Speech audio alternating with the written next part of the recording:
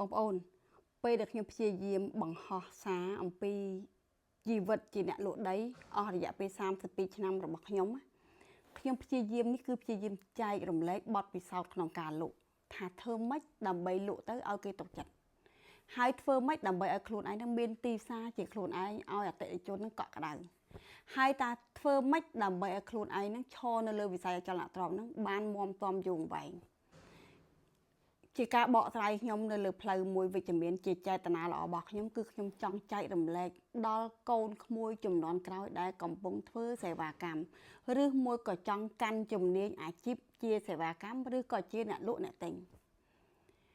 អញ្ចឹងការបកស្រាយរបស់បងប្អូនដែលគាត់បានស្ដាប់ហើយការមើលឃើញជ្រុងផ្សេងគ្នារបស់បងប្អូនរបស់នេះគាត់មានអារម្មណ៍ថាខ្ញុំកំពុងតែបំផលឲ្យទីផ្សារអចលនទ្រព្យហ្នឹងបង្កើនការលក់ទិញឡើងមកវិញហើយក៏មាន comment មួយចូលមកថាទីផ្សារជាប់គាំងលើវិស័យអចលនទ្រព្យបងប្អូនការមើលរបស់បងប្អូនមិនប្រកាសថាមើលត្រូវទេហើយក៏មិនខុសដែរដីជាប់គាំងនៅតាមតំបន់ដែលជាប់គាំងតំបន់ដែលមិនជាប់គាំងរយៈពេល15ឆ្នាំមកដល់ថ្ងៃនេះអត់ជាប់គាំងទេពីព្រោះដីនៅតែមានតម្រូវការទិញបញ្ជាទិញនៅទីតាំងដីដែលចាំបាច់ដែលគេត្រូវការចាំបាច់តម្រូវការចាំបាច់ជាក់ស្ដែងខ្ញុំរហងៃបិទតែខ្ញុំធ្វើវីដេអូចែករំលែកចំពោះបងប្អូនមែនតែខ្ញុំនៅកំពុងតែរៀបចំទទួលចាត់ចែងផ្ទេរផ្ទូដីដល់អ្នកវិនិយោគធំតូចធំមធ្យមតាមຂະຫນាតរបស់ភ្ញៀវរបស់ខ្ញុំ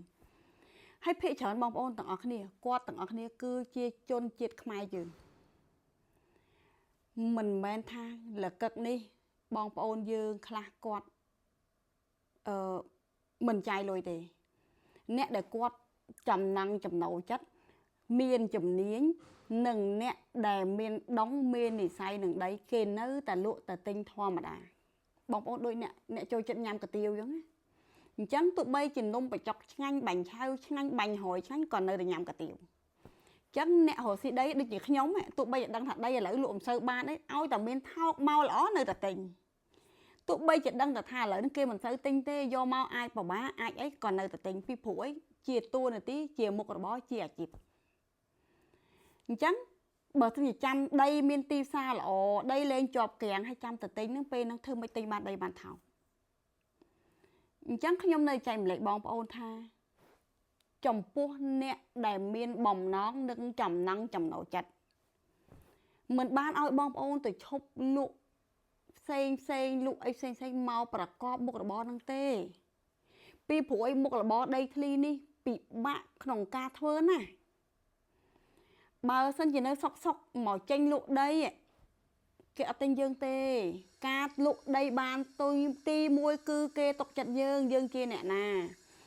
ទី2យើងនឹងជាអ្នកលក់ពិតប្រាកដអត់ជាអ្នកជំនាញពិតប្រាកដអត់បើសិនជាទិញទៅនឹងខូចខាតមិនមានដីយើងមានអីសងគេអត់គេមើលមកអញ្ចឹងមិនមែនយើងទៅមើលទៅយើង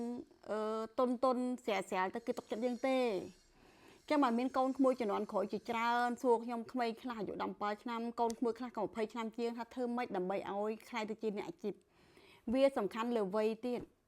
មានវ័យយើងរៀងចាស់ល្មមទៅគាត់អាចមើលត្រឡប់ទៅក្រោយអតីតកាលយើងមើល background យើងថាយើងជាមនុស្សបែបណាពីមុនមក